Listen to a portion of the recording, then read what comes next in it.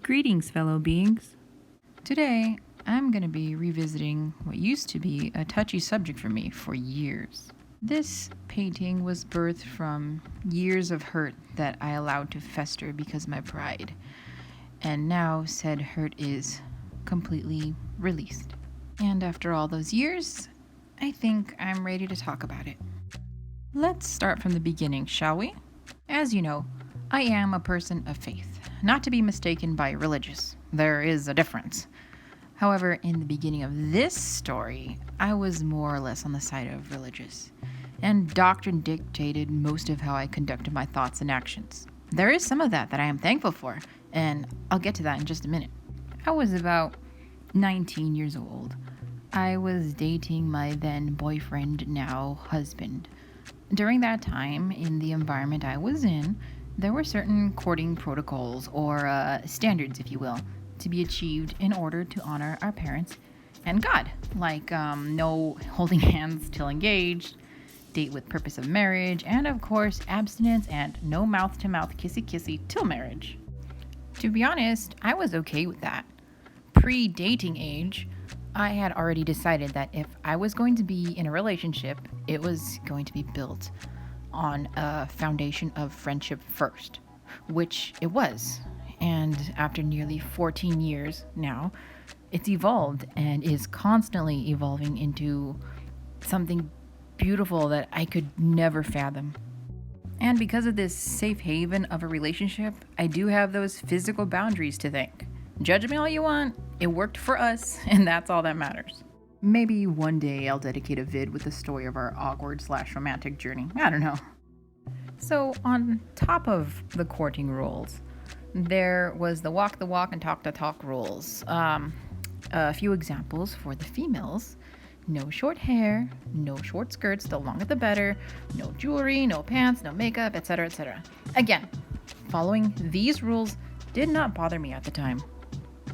We, my boyfriend and I, pretty much held out and followed all the rules. Were we perfect in doing so? No. Yes, we'd sneak a cheek kiss here and there, or a quick hug, or even a caress. But everything else we did. And like I said, I truly believe that helped build our foundation since it wasn't sex-focused. Anyway, being that nerdy stick in the mud for the rules that I was, of course I would notice if anyone, who were also being held to the same standards, did not follow. And it would kill me. It's so stupid. Again, that's who I was then. So my husband's family is a pretty huge family. And there was a very close related person that was in the same boat as we were dating-wise. His household also held him to the same standard of what we were being held to.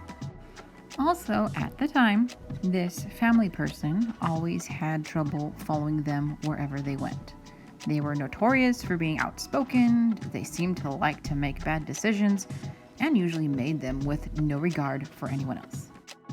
And if they ran into any trouble, who would they call? My boyfriend.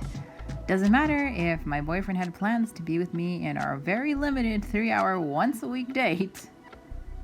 More than half the time, my boyfriend had to drop it all for him, or said person would do something stupidly petty in revenge for the no help.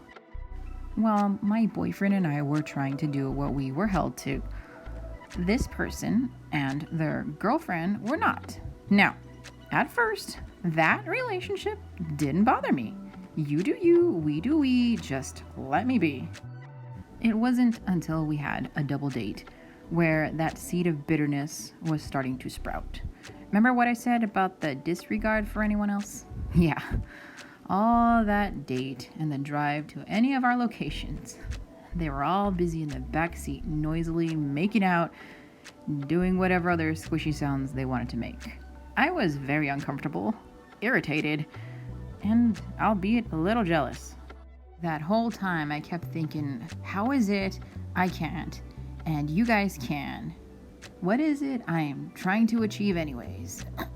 Reminder, again, I was immature back then. Forwarding through time, their PDA got more intense.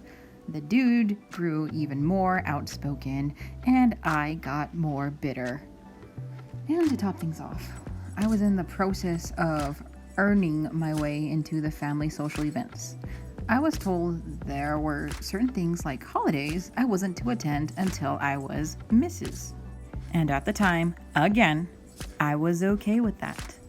Until at 21, I was finally Mrs. and made it to my first big family event. So you can imagine what was going through my mind when I saw that aforementioned related person and his still girlfriend were present. My mind was on fire. What the heck? I had to wait to join this, and she gets in without any work? And seeing everyone welcome them and have fun with them seemed to somehow stoke the flames. Yeah, I was bitter. That relative continued to be outspoken. They also continued to get into trouble, thus taking time away from my husband, and would also keep him from sharing any details, aka now there's secrets involved. For the most part, I kept this to myself. Yet I would hear stories, gossip circulating about us. You know, for a church girl, I was supposed to be in this environment of cultivating love and mercy, etc. But some of the brethren would approach me and unknowingly cultivate that ever-growing bitterness inside.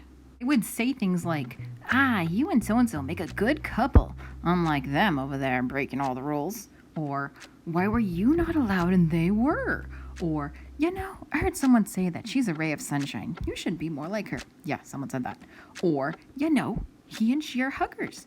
That's what matters. You should learn from them. I'll explain the no huggy thing for me some other time. Alas, my young self just let those words feed my bitterness. My mental state got so bad to where I would hallucinate horrible things every time I was in the presence of that relative. As the years of dealing with that person's bad decisions went on, he finally started to make less of them, and then hardly any. But by then, I was still not in a state to smile when I saw him or her. That hurt and disappointment festered. I begged God every day, multiple times a day, please take these emotions away. I know they're not right.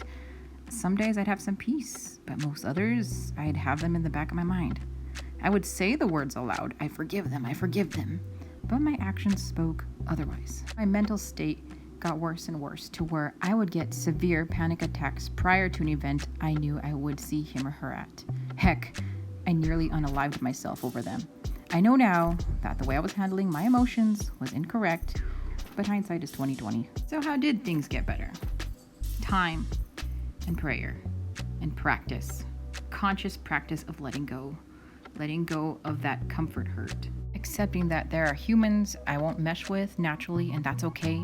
Accepting that all I strive for in life isn't so I can say that I am better or earn some reward I felt I should have received. My decisions I made were for my own life, and that's it.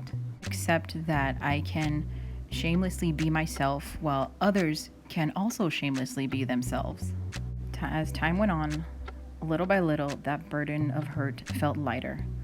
And one day, I noticed that bitterness was completely gone. And life feels beautiful again. And I am, in this moment, at peace. And I know it's kind of weird, but that's the story. Anyways, thank you for clicking on this video. Thanks for listening to me ramble. And as always, thanks for watching. Laters.